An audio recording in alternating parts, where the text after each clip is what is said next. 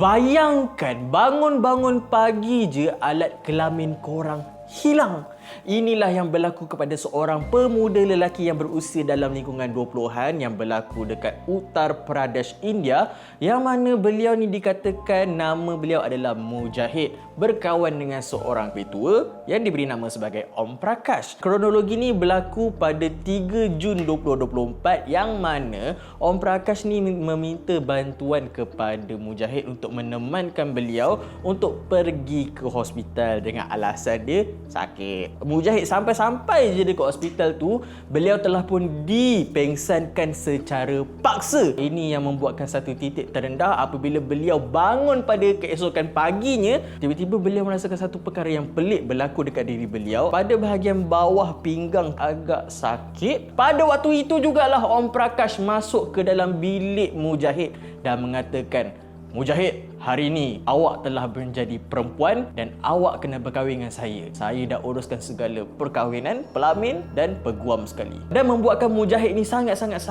terkejut apabila beliau mengelak dan melihat kemaluannya hilang. Itulah titik terendah bagi seorang lelaki. Mujahid ni terus call ahli keluarganya dan meminta untuk datang mengambil Mujahid di hospital. Bapa Mujahid ni pun sampai-sampai di hospital terus mengamuk, marah-marah kepada semua orang, dan akhirnya Om Prakash bersama doktor-doktor yang ada di hospital itu telah pun ditangkap. Doktor-doktor tersebut telah pun disabitkan sebagai bersubahat dengan Om Prakash dalam menukar jantina Mujahid. Tapi ada juga cerita version lain yang mengatakan bahawa doktor-doktor itu memberitahu Mujahid ni sebenarnya telah pun bersetuju untuk melakukan pembedahan itu secara sukarela. Difahamkan sebenarnya Mujahid dan Om Prakash ni telah pun berkawan lama dalam lingkungan 2 tahun macam tu.